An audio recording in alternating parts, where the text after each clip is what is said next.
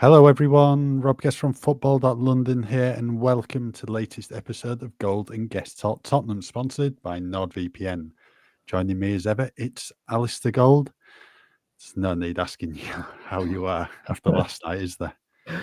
No, not at all. But I hope you're well. That's the main thing. It's just dreadful, wet and windy night on the south coast, and racing back this morning to get back for the press conference. Ange's press conference at Hotspur Way. 3 press conferences in 3 days. It's too much for him. It's too much for us, and he's probably sick of us as we are. Probably hearing him having to repeat his answers to the same questions that people ask as well. But yeah, the match itself was dreadful. And there's loads and loads that we can talk about. Flashpoints after the game, flashpoints in the game, and various players, another injury. And yeah, real kind of happy vibes to talk about. Definitely not doom and gloom, honest. Yeah, I think it's one of those games, if you missed it, fair play, probably the right thing to do in the end, because it was terrible. Dean Howson scoring the only goal of the game, 17 minutes in.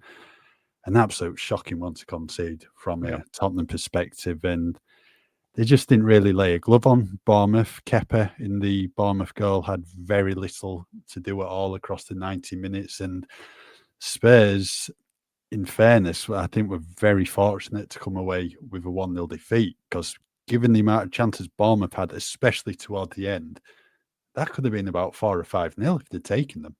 Yeah, Bournemouth were dreadful in front of goal. They were really, really poor. Weirdly, there were some little moments, pockets of quite good defending from Spurs, where like Dragishin would deal with a runner quite well, or we saw Archie Gray running back with Cliver in the first half and doing really well with a tackle, and Forster making a couple of saves. But yeah, my goodness, it was not a good day for the kind of the set piece narrative at all. That kind of chucked that back in again. With I think it was looking back, I think it was Dragishin. I think Dragishin is kind of seems to be the guy that's going to be dealing with him, and he just wanders off, and to be completely unmarked. I mean, that's just it's cutting your own knees off, your leg, your legs off at the knees, kind of thing. When you can do whatever you like at the other end, but if you're going to concede a goal like that and just give a gift away to the opposition, and it's the kind of game where you can't do that. We were talking about this just before that we came on air that Bournemouth have beat Arsenal at home. They've beaten Man City at home. This is not a team that you're going to go there and just think, oh, we just play our way, we'll be fine. You've got to also defend well. And from such a kind of a simple set piece, the big guy, 19-year-old as well, I think he's their youngest goal scorer now in the Premier League, isn't he? It's like, just keep an eye on him. Don't let him have everyone on the pitch, don't let him have a free header. But lo and behold, there he is, and he just pops it back into the net. And it was a weird performance, because like I remember saying to you at half time, we were kind of talking about the first half. It's like, I don't think Spurs have been awful in the first half. They'd just been kind of a bit blunt in the way they were playing, but you kind of felt like they were doing enough with the ball that maybe they could probe for some openings in the second half. And then the second half was just rubbish. They just never really got any momentum going, never really got anywhere. All the leaders just vanished, as they have done in some games this season.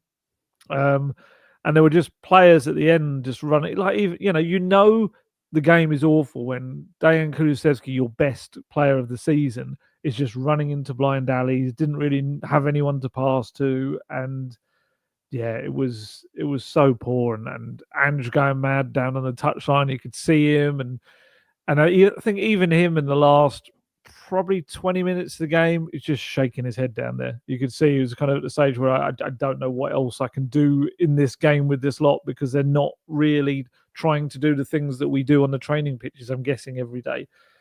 I think we always do have to remember to say that, especially with Ben Davies going down, that's 8 players missing now for Spurs. The entire spine of his team has been ripped out, with Vicario Van de Ven Romero, Bentancur right from the middle, and the ability to throw on a Richarlison, Odegaard, players like this as well, even a Mikey Moore, and to then have to put 18-year-old Archie Gray in at centre-back, a position he'd never played until this summer.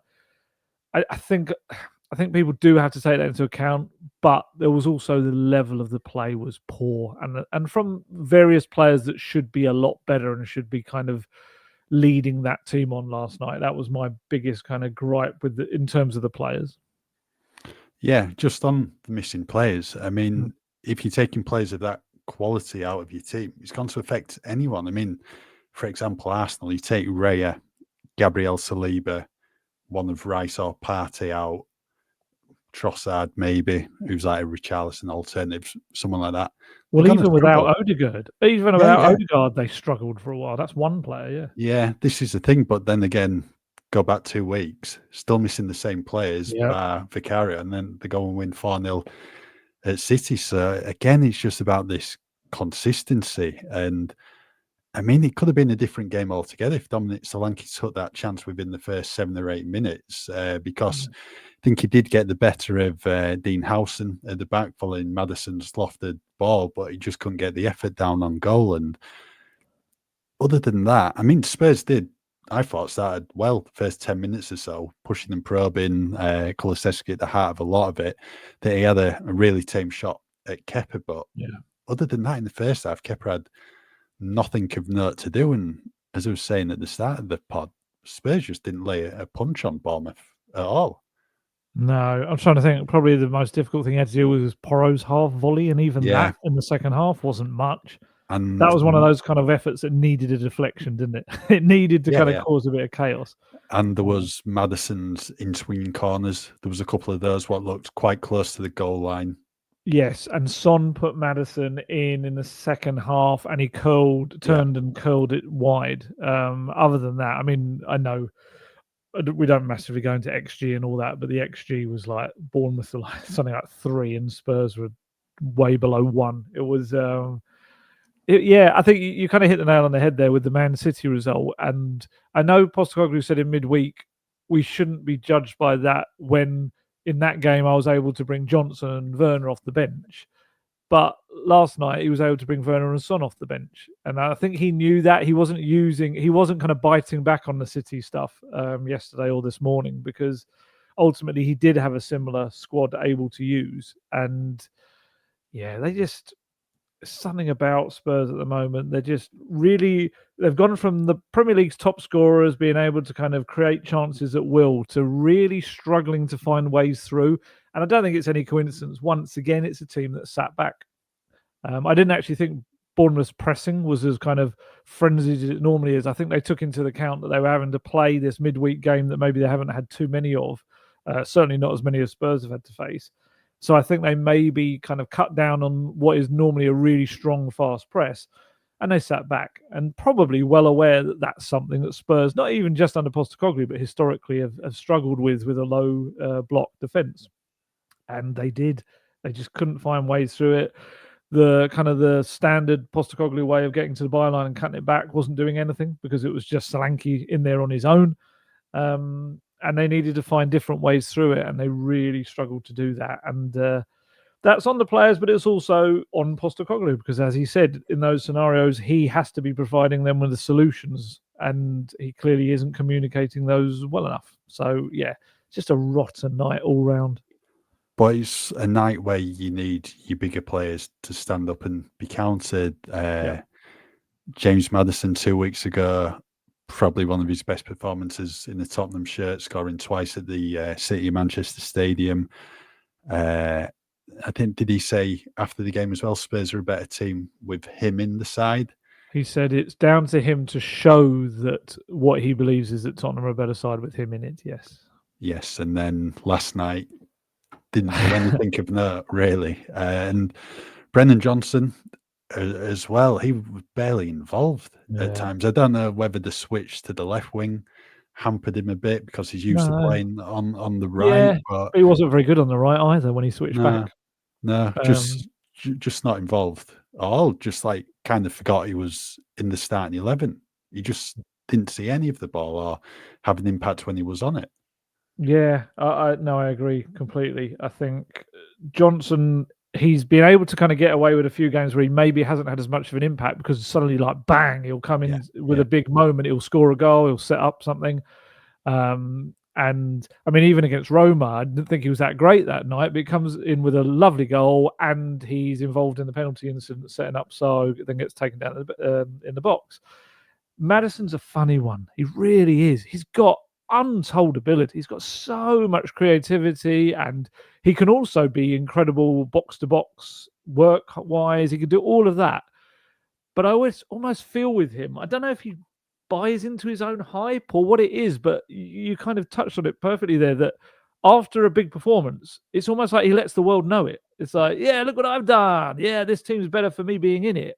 And then when they lose, we barely hear from him. It's like, I think I do remember one occasion, to be fair, I think he came out and he kind of fronted up in front of the cameras and said how kind of rubbish it was. But on the whole, it's left to people like Kulusevski or Ben Davies or Sonny, obviously, as the captain, sometimes to come out and say, yeah, that was terrible.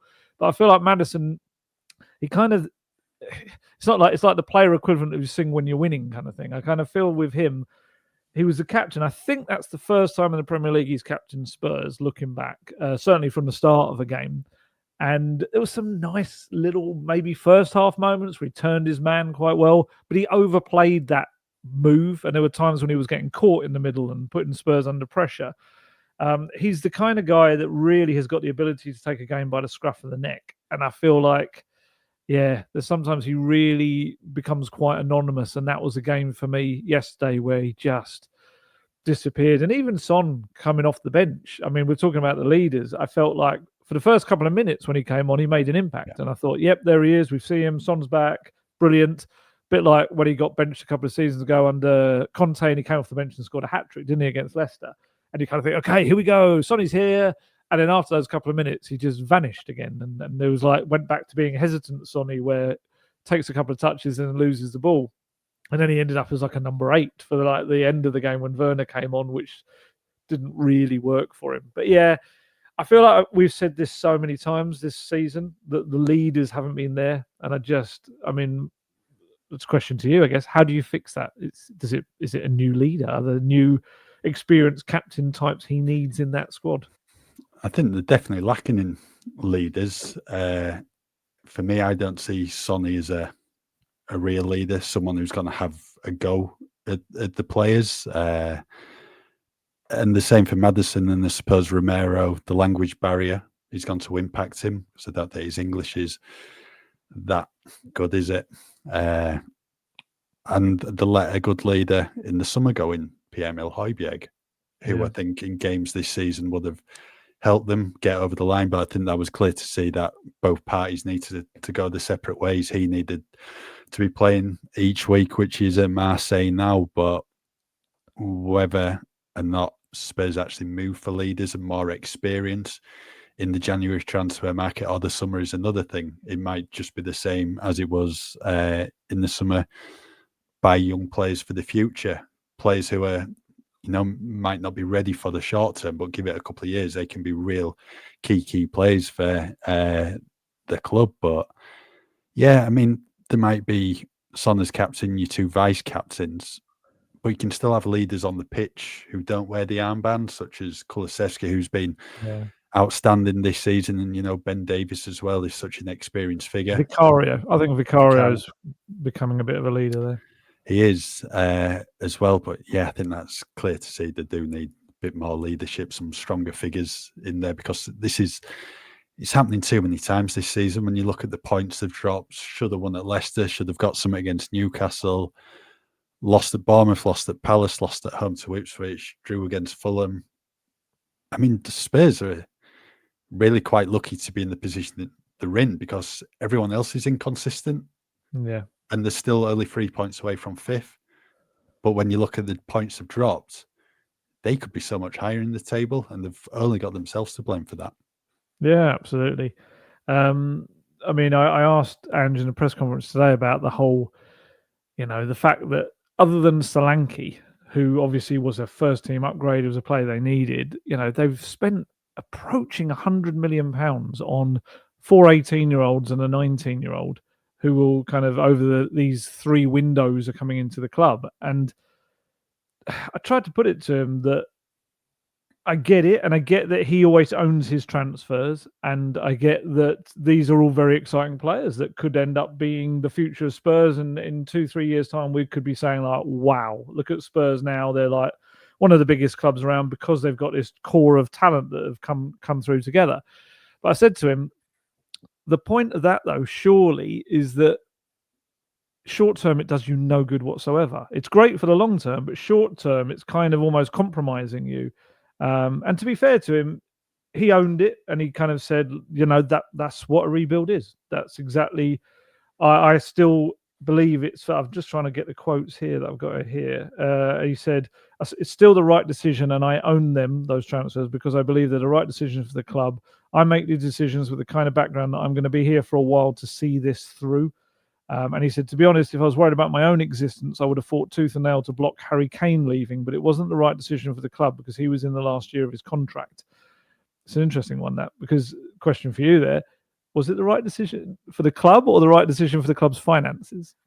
Club's finances, because otherwise he goes on the free transfer in the summer. I mean, you never want to let a proven goal scorer go, someone who can get 25, 30 goals a season guaranteed. Your club's all-time top scorer, and he's gone and proven that at Bayern Munich with the amount of goals he scored. And It was so clear last year Spurs were just missing Kane so much, someone who can put the ball in the back of the net, and Spurs probably would be in the Champions League places. Oh, They'd yeah. be playing Champions League football this year, guaranteed, if Kane was still there. But that's not the case, and let's be honest, I mean, there's always going to be a point where Kane had to move on anyway, because he's in his 30s now, and probably was the ideal time when you're looking at it from a financial point of view. But from a club point of view, no. You never want to lose a play like that. No, absolutely. And because the reason I asked him this as well was, like, I know a lot of the players that he was kind of moving on were players that didn't fit his system. But I mean, you look at the experience that's headed out the door. Højbjerg, like you said, Lo Celso, even to be able to bring on in games. Dyer, I know, didn't fit the system, but he was very experienced. And even Emerson, I know we've kind of joked about Emerson and stuff in the past and things like that in terms of certain aspects of his play, but he was experienced, and you could kind of rely on him to come into tight, like we saw at the Etihad last season, coming in and playing as a centre back, things like that. And then that's not even mentioning Kane, Perisic, Lloris, all of that experience that has kind of gone out the door. And I said to him, you've kind of let all of that experience go, but what you've brought in, other than Solanke, is just loads of inexperience and players that, Archie Gray played his first professional game last season, wasn't it, for Leeds? I think I'm pretty sure that was. Had he played the previous season? I don't know. It was always on the bench quite a lot. I can't remember if he came on, but last year was when he really made a name for himself in the team at Leeds. Yeah, and the same with Lucas Bergvall. He's been playing for about a year or so. Odegaard's probably was the more experienced one, but of course, fate has it he's the one that's been out for the most time with an injury. And then you've got Yang and Vuskovic coming along, who have got so little comparative experience. And I put that to him as well. And he said, yeah, but we needed to do that. We needed to do that because it was a team that was coming towards the end of its cycle, and we were rebuilding not just the squad, but the playing style. And you couldn't replace experience with experience, because that is not a rebuild. That is kind of topping up, because you feel you're close to something, and we weren't close to anything, which I thought was interesting. I get what he's saying, but is it? Why can't it be a rebuild? Why can't you sign players that are 23, 24, 25? Why does it have to be 18-year-olds or 16, 17-year-olds that are going to be 18 when they join? I got what he was trying to say, and I absolutely understand the rebuild. We've wanted the rebuild for a long time. That's fine. I just wonder, did it have to be that young? Because if I'm going to be really, really cynical here for a moment, excuse me for being very cynical, but signing 18-year-olds who are going to be great eventually, it's almost like, we're going to go back to the finance terms, an investment. Maybe for a club that is potentially looking for a stakeholder to come in and put some money into the club. Maybe for a club that maybe down the line is looking to sell. You can say, yeah, look at these talented group of 18-year-olds we've got here that have cost us almost 100 million, but you watch in 2 or 3 years' time, they're going to be worth 500 million if you invest in us now. I just kind of felt like, I don't know, I feel like Ange has owned these, but quite easily could have had that and then a couple of experienced players that still fit his system, still fit his style, and that's part of a rebuild as well.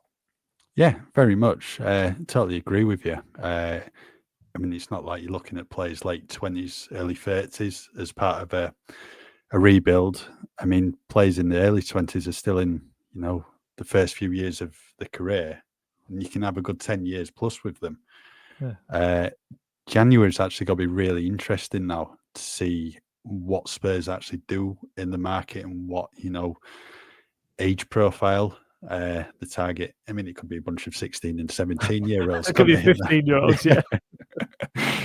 But we'll have to wait and see. But as we said, they do need the experienced figures in there, even if they are players in the early 20s.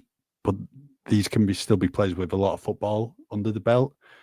I mean, for Archie Gray, Lucas Bergvall, the only way they're going to get experience is by throwing them into the team and giving them that opportunity in the Premier League. And I thought, like, Archie Gray last night, I thought he fared well at right back. And again, at centre back, I thought he played well. And that's only going to help his game going forward by getting those minutes from the start, rather than 5 or 6 minutes at the end of games. Sometimes when the games are completely dead, like when he came on against West Ham and the 4-1 up.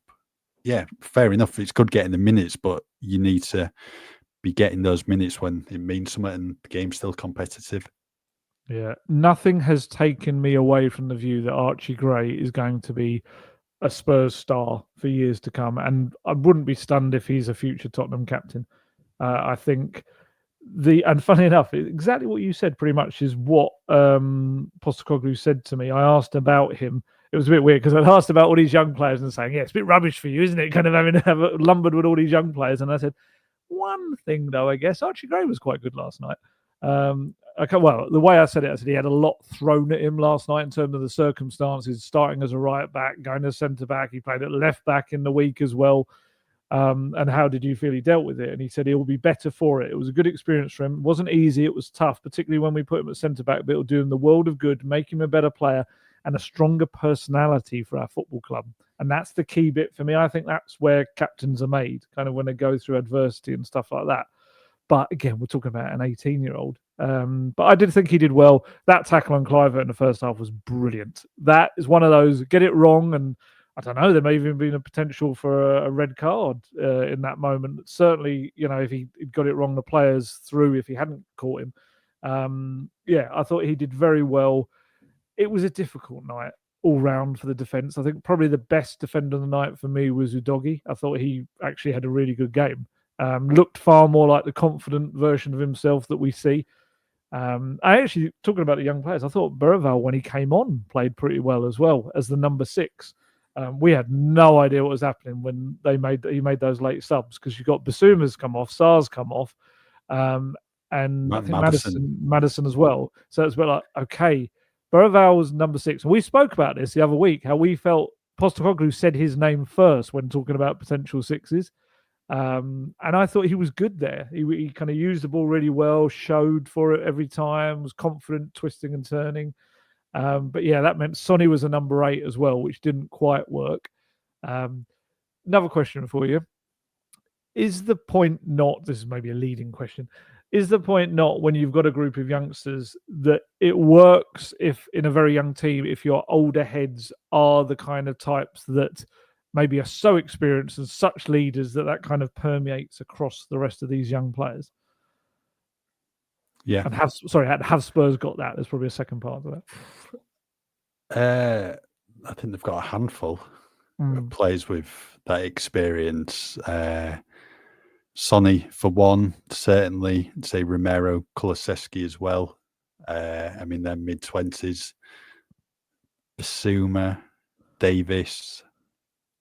Other than that, it's not really. Basuma's hit and miss as well. Basuma's as inconsistent as Spurs are. Yeah, but just in terms of experienced heads, there's not a lot in there, is there? No. Really. And I think what is notable with like Archie Gray, when you see all the content Spurs post on social media, a lot of the times he's with Son, Davis, Fraser Forster, these experienced heads. And I think that's good for him as well. I think that helps him and learning off them. But yeah, I think they do need a bit more experience in there, and that will really help the youngsters in the process. Yes, it's really interesting you say that. I noticed that on the pre-season tour. He was hanging around with those guys a lot. I think there'd been a case of Joe Rodon had asked Sonny to look after him. I think that was what I'd been told. And you can definitely see that. And yeah, spot on. I think interesting that you've got, he's hanging around with that group rather than the kind of all the young players. And yeah, it probably is having a bit of an effect. Romero's the big one for me. If they can get him back for Sunday, which we'll talk about in a little bit, that'd be great. But I do feel like he's got the potential to be such a great leader in that squad. He's a World Cup winner. He's a 2-time Copa America winner. He is aggressive. He's a foot forward kind of, killing the phrase there, front foot kind of player, the way he plays. He does everything that Postecoglou wants to happen. He's been in the country, 3.5 years now or so? Is it about that? His English probably should be to a level where he's able to captain the side properly and talk to them. I'm not saying that I'd be able to do that if I went to Argentina, but I would hope I would have tried. Well, I think Richarlison's been here since 2017, and you don't get a lot out of him in terms of English. That's true. That is true. But yeah, I just think Romero's got the real possibility to be a terrific captain. And I think Ange once said that he leads the Spanish-speaking players quite well. And when Sonny was out, he stepped up. It's kind of like, maybe that's what will happen now when he comes back. But they need someone to bring a spark back to this team, and maybe it'll be Romero. That's what I'm clinging some hope to.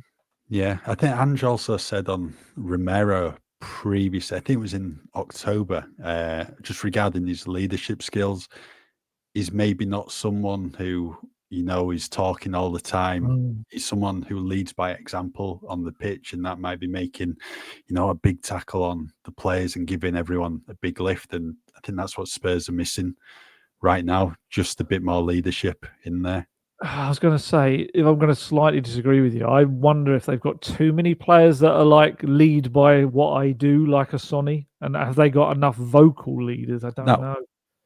No, but I think whether it's vocal leaders or some people who are going to lead by example on the pitch, Spurs at the moment, when you look at the form and the performances, need those figures on the pitch to help them try and get these results, regardless. Anything, yes. Yeah, no, that's fair. Right, halfway through the pod, so Alasdair is going to let us know about the benefits of using our sponsor, NordVPN. Oh, do you know, that just makes me want to be on holiday. That makes me want to get far away from a wet night in Bournemouth. Although when I woke up this morning, it looked very nice. I could see the seaside, I could see the water. There was a little moment where I was like, I could just stay here, just sit on the beach and not think about Spurs for a while. But I do have to, and we have to talk about them. And yeah, I would much rather be on holiday. I would much rather be using NordVPN to be able to do everything I need to do on a holiday, which I normally do, which is using it when I'm out and about to access things from back home, use it to access things from around the world, use it to help me when I'm trying to kind of use public Wi-Fi and I don't want kind of slightly dodgy people trying to get into whatever's on my devices, and you can use NordVPN to kind of help shut them out of that as well. And of course, it goes without saying it, but I will. It's the fastest VPN in the world, and that means no buffering, no lagging, and you can stream your favorite shows from anywhere in the world without your bandwidth throttling. You could use it to, when you're in the UK as well, to book things from abroad. You might want to book a flight or a holiday or whatever. You might find it's cheaper to do so by making your device thinking it's in the other country rather than in the country you're currently living in. It could be that you want to get a streaming service and use that as if you're from that other country. You can do that as well. There's just so many aspects to it. It is something I've used for years, which is why I've always been able to talk about it quite easily, because it is something I believe in and have used many, many, many times over the years. And not only that, but you can get the best discount off your NordVPN plan through a special exclusive we've got with Gold Guest Talk Tottenham. If you go to nordvpn.com/Gold Guest, our link will give you 4 extra months on your 2-year plan. And there's no risk with Nord's 30-day money-back guarantee. And the link, in case you just missed it, is in the podcast episode description box. Before we talk about what happened after the game and those angry scenes involving Ange Postecoglou and some Tottenham fans, we'll talk about Son first, because we've not really mentioned it. In terms of the team, there were 3 changes last night. Yeah. Kulusevski, Solanke, and Archie Gray came in.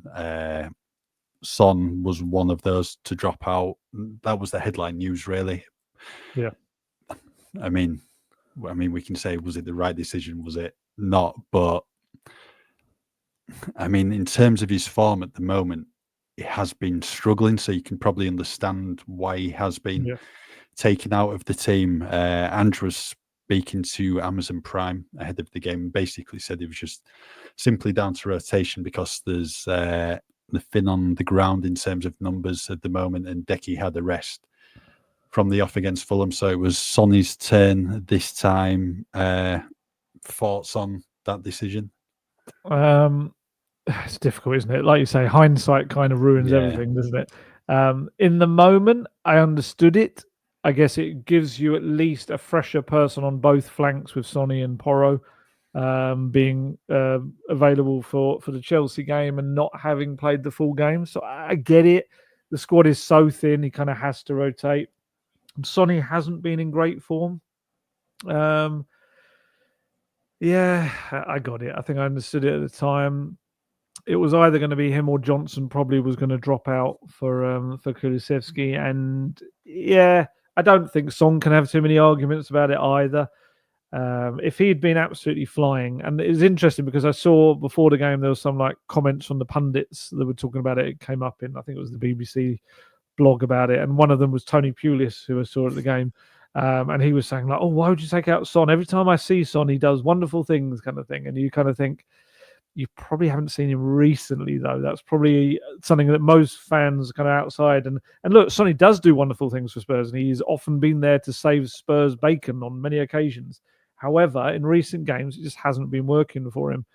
He's looked quite hesitant. He's looked like his confidence has dropped. And that's kind of the case again yesterday. It was a shame because he put the ball in the net, didn't he? And it was ruled offside. He was way offside. And was it Kulusevski's saved shot, I think? Yeah, I think so. Was that his first touch of the ball as well? Might have been. But yeah, he was, it was miles offside. It wasn't even a close thing. And then he did that little pass to Maddison that resulted in a chance. And you kind of thought, okay, he's responding. But yeah, it just never really got anywhere. So yeah, I got the decision at the time. And I think even with hindsight, I don't think you probably change it. It was, I think he said in today's, I'm trying to remember what part of the press conference it was, so I'm not going to give anything away from any embargo stuff. I think it was, let me just double check actually, 1 second. I don't want to say something that's actually meant to go out at 10:30 tonight. This is this awkward thing we have with press conferences where there's two sections to it. There's one that goes out at 10:30 at night, and there's another bit that is just the bit that you'll see on your TV screen as during the day. No, I've got a feeling it's in the 10:30 bit. So we're going to embargo this podcast. We're going to embargo this podcast for 10:30. Yeah. No, it's yeah. Back to Sonny. I can't even go down that route now because I'm straying too close to it. But keep an eye out at 10:30 on football.london because we'll have everything from that section of the press conference as well. There were some really interesting bits as well on the fans encounter and more as well. But yeah, in terms of that decision, it made sense at the time, and I don't think you can kind of change it with hindsight because the players that were on the pitch should have still done the job. Yeah, I agree. I don't think he can really have any grumbles about coming out of this team because his performances haven't been right in recent months. I mean, he's always been an automatic pick for Spurs. I go back to that season where he scored the hat-trick off the bench against Leicester. I don't think he'd scored in his first 7 or 8 games and then was dropped. Got that hat-trick. I think it was 3 goals in the space of 13 minutes. And then probably had another dry spell after that. Really?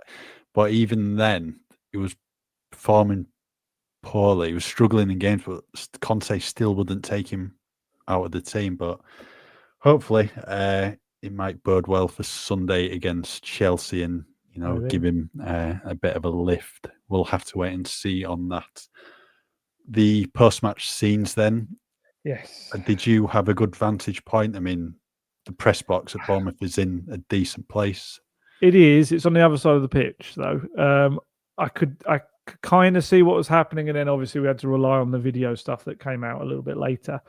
What I think happened is that various players went over. I think Sonny was making sure that they were going over and seeing the fans, which was the right thing to do. But of course, the fans, understandably, were very frustrated and angry, and letting them all know exactly what they'd kind of how poor they'd been, because those fans have it's a difficult journey at that time of night with a stupid 8:15 p.m. kickoff time, because there's no trains back. You've either got to drive and get back in the early hours, or you've got to stay over. There's a lot of expense and time involved. So I can absolutely understand when your team has been dreadful, you're going to let them know. That's one aspect to it. There's a slightly different aspect as well with Postecoglou, which we'll talk about when he went over. But what then happened was there was a little group of players that went over and went over to applaud them. I've got the list here because I actually took a photo as it was happening. So it was Pedro Porro, Basuma, Dragishin, Maddison, Johnson, and Berrival. And it started off, they were kind of applauding, and then it kind of got a little bit awkward where the fans were really kind of giving it to them and pointing and kind of doing this motion of like, go away kind of thing. Some of them were. And I'm sure, look, there's so many fans over there. I'm sure they're all doing different things. I don't want to kind of paint everyone as doing the same thing. But the players kind of stopped applauding and just kind of stood there as if almost like just taking it and taking the kind of criticism. It was a little bit of an awkward standoff moment. And I think Postecoglou came over, and there was a moment where he paused a little bit behind them, which I think some people might have thought that looked like he was going, oh, like, I'm not going to go over there. But I think what it was he went over there because he was almost trying to shield those players and say, I'll take it, have a go at me kind of thing. And he did. And unfortunately, you can tell from some of the videos, the anger, which is absolutely fine, turned into some like really nasty personal abuse and stuff. And there was some, like people shouting about his weights and using unpleasant language and stuff like that. His weight, not his weights. And yeah, it was that side of it is just so unnecessary. I know it's born of anger and frustration, but that's the stuff that he was reacting to. And you could see he kind of started pointing at himself and jabbing his finger a little bit. And then he kind of just started to say like calm down kind of thing. And then he started like patting his own chest as to say, "Don't worry, it's on me," kind of thing. I'm gonna fix this kind of thing. And yeah, it was just it's one of those things where I've seen some people say they shouldn't have gone over to the fans, but then they'd have got moaned at for not going to the fans that have come all that way.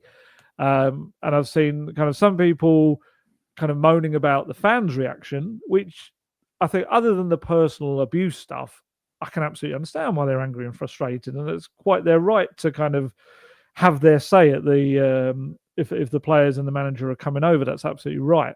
But it's just a shame in a way that, because the away fans are the core of the sport. They're the ones that follow Spurs through thick and thin, every single where they go. And it just, it wasn't a great look overall. It felt like a bit of a fracture in that moment, and that's something that Postecoglou, he was kind of asked about it today. It's like he can only fix that, I guess, with the team performing and getting the results and things like that. But yeah, I mean, how did it come across? Because obviously you were covering the game from afar. How did it come across on the screens and stuff? I mean, I've only seen it from the video clips, really, what I've been, doing the rounds on social media and on telly as well. And, it's not what you want to see, but I agree with you. Fans have paid the money, the right to, air the frustrations. I mean, this happened against Ipswich. There was a bit of a moment, was he, when he was going back down the tunnel at Tottenham Hotspur Stadium recently, and he just seemed to stand there, and the fan seemed to say a few words in his direction before he went back in. And there was a behind the dugout moment in one game as well, wasn't it? I think with was him, that City last season? Yes, 2-0 it game. was spot on. It was. I think that's the key with Postecoglou.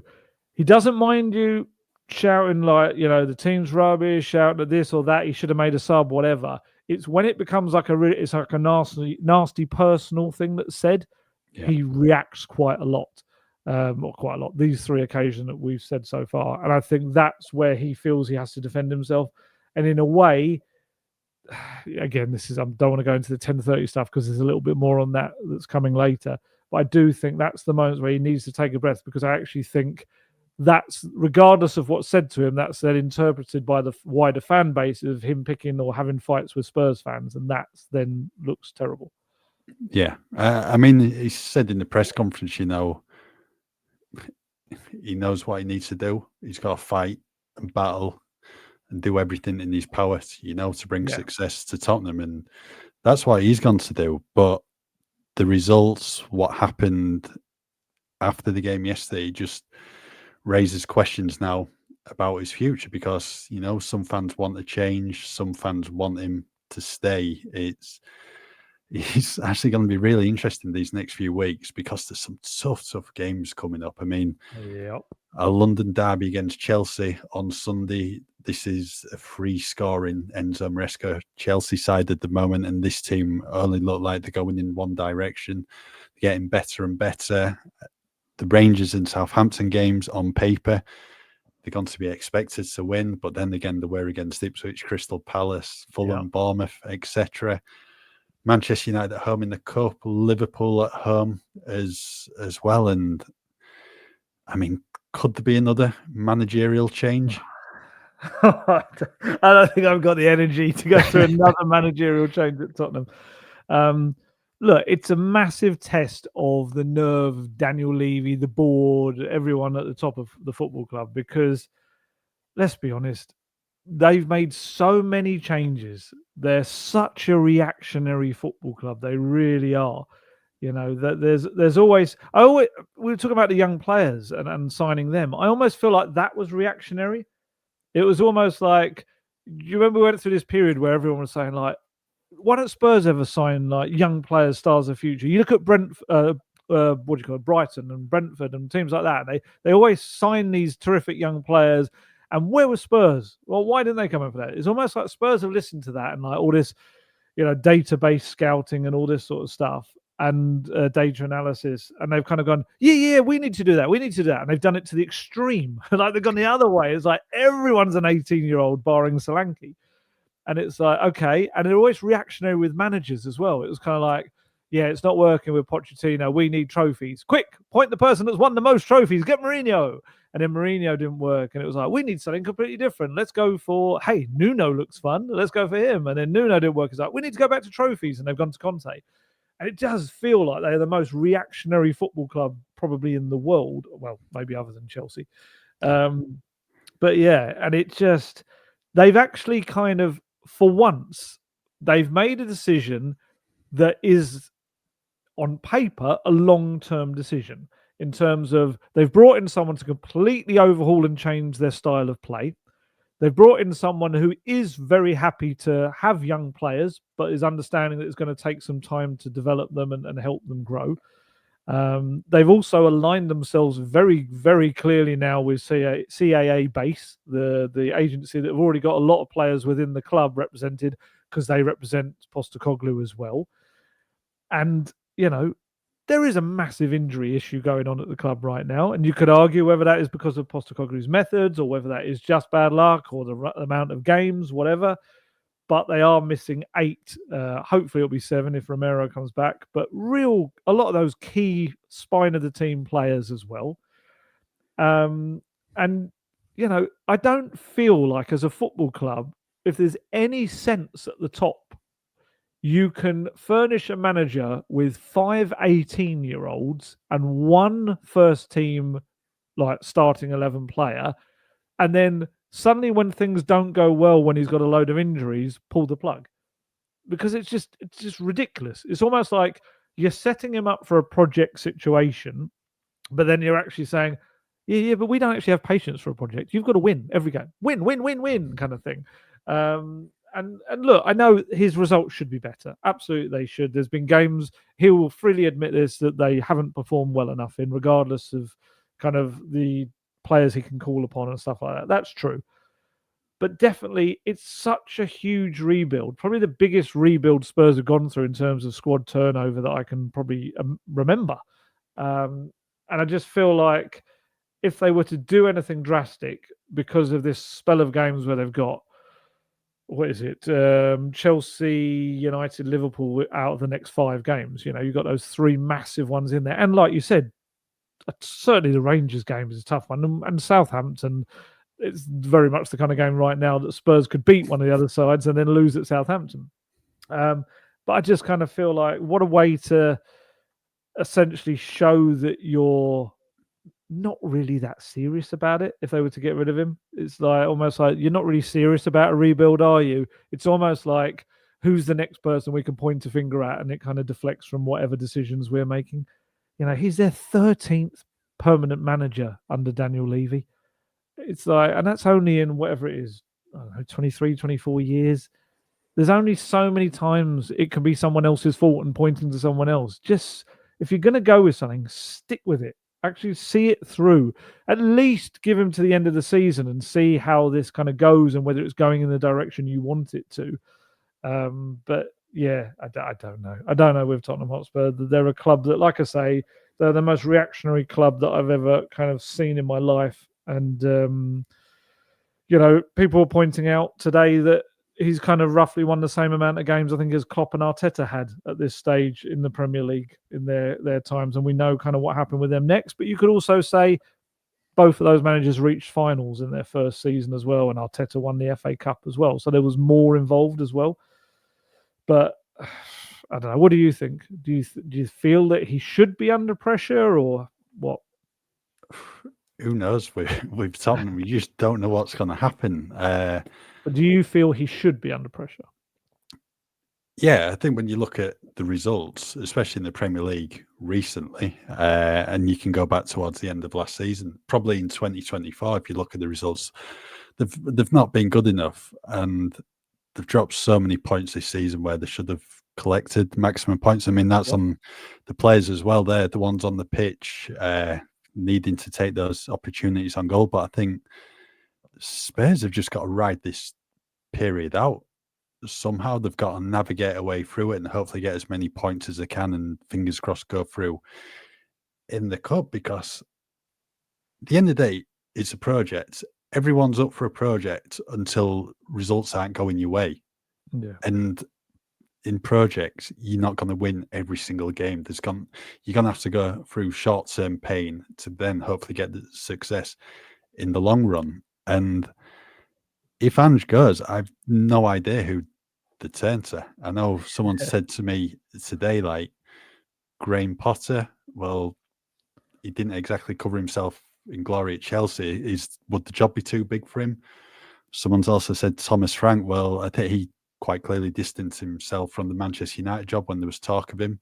So would he probably do it at Spurs if he's onto a good thing at Brentford? I generally don't know who the go for. I mean, said to you before the podcast started, the Forest manager's doing really well at the moment. Yes. I didn't think you were going to then troll me publicly by saying it in the podcast.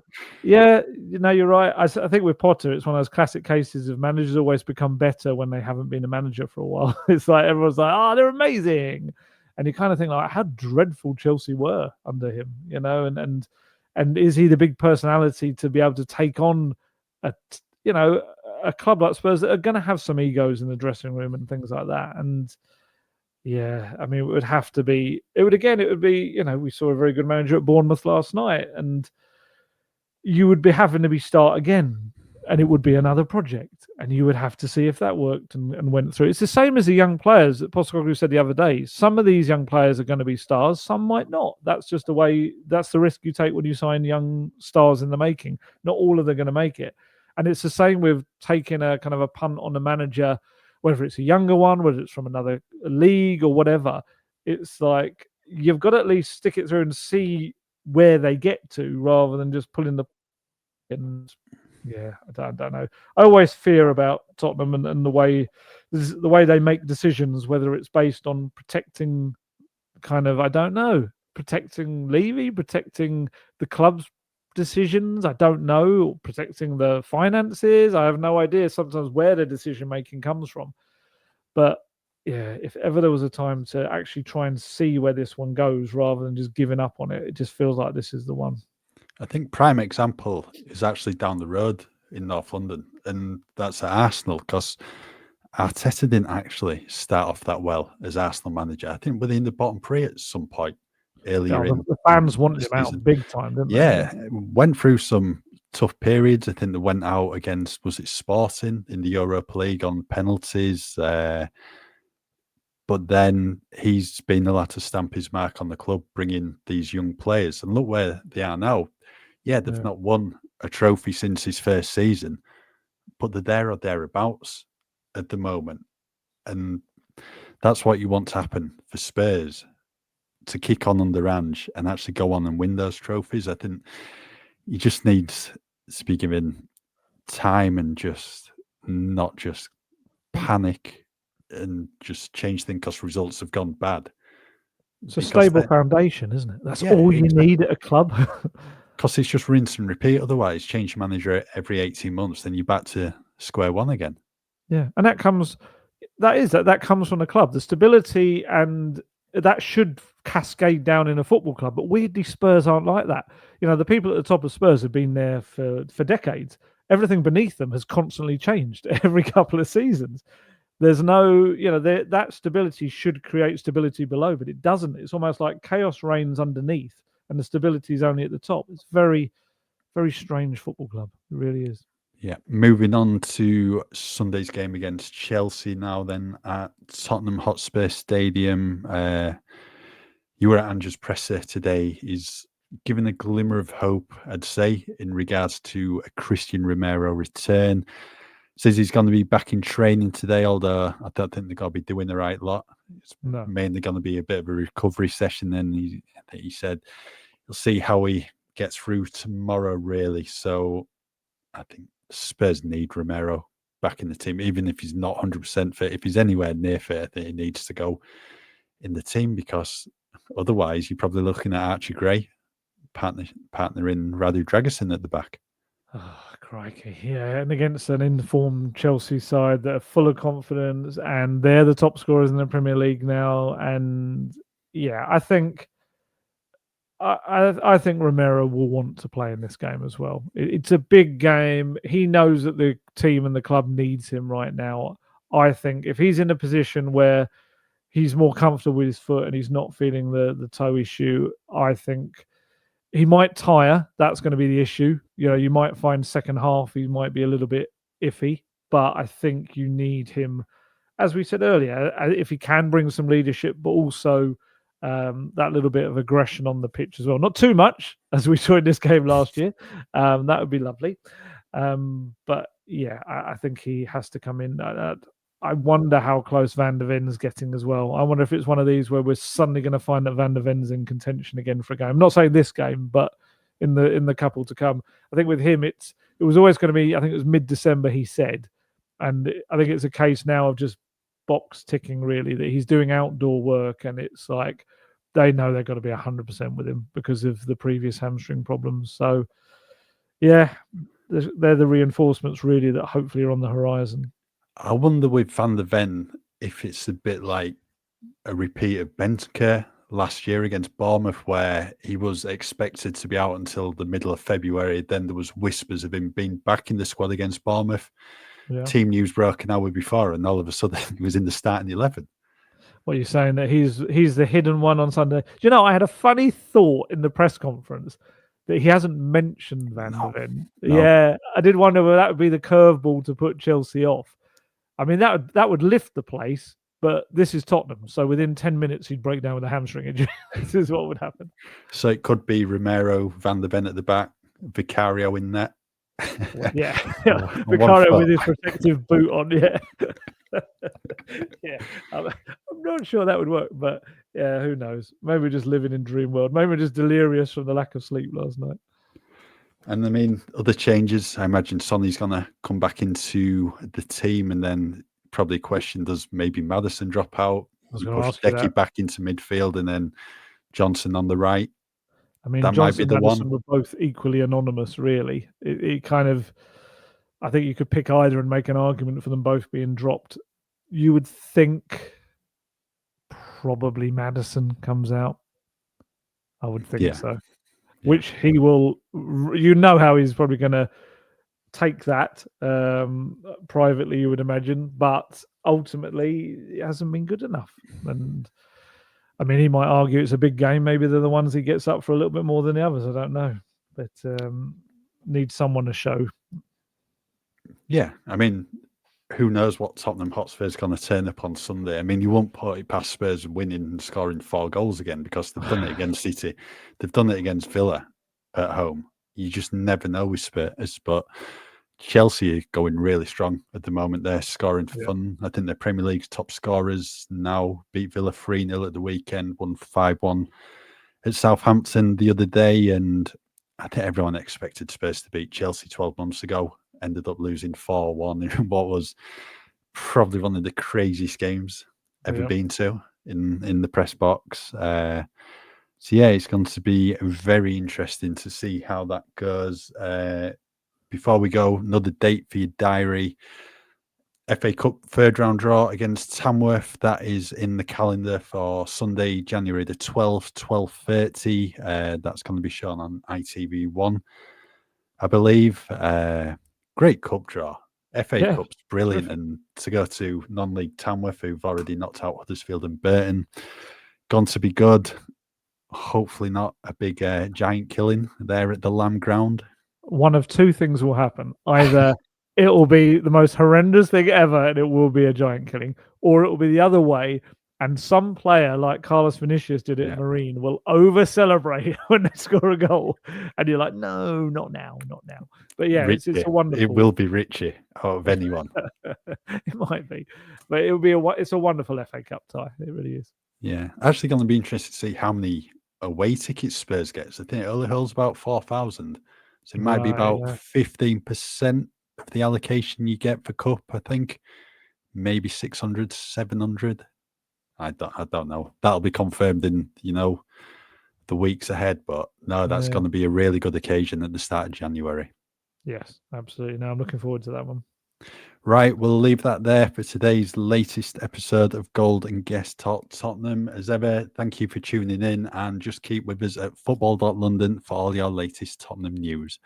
To get the best discount off your NordVPN plan, go to nordvpn.com/Gold Guest. A link will also give you 4 extra months on the 2-year plan. There's no risk with Nord's 30-day money-back guarantee. The link is in the podcast episode description box.